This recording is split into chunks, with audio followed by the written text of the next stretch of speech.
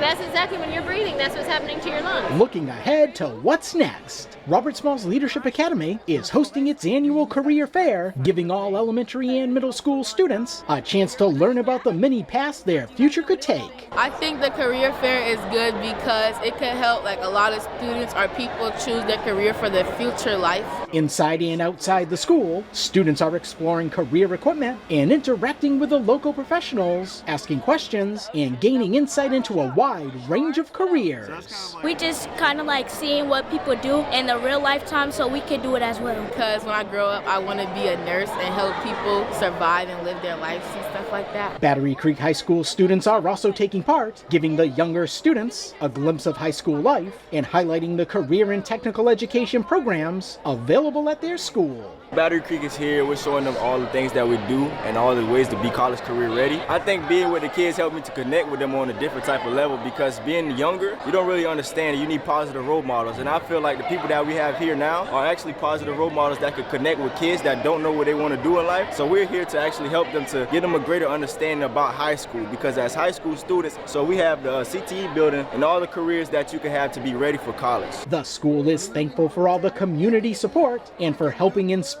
students to begin thinking about their future goals. One of our favorite things about having it every year, it feels like a community family reunion that's based around career pathways. We want the students to see what is actually in our community and connect with people that they can ask questions about careers they're interested in. About 25 local professionals participated in the career fair. At Robert Small's Leadership Academy, Ron Lopes, Beaufort County School District. I make it easy. I do true or false.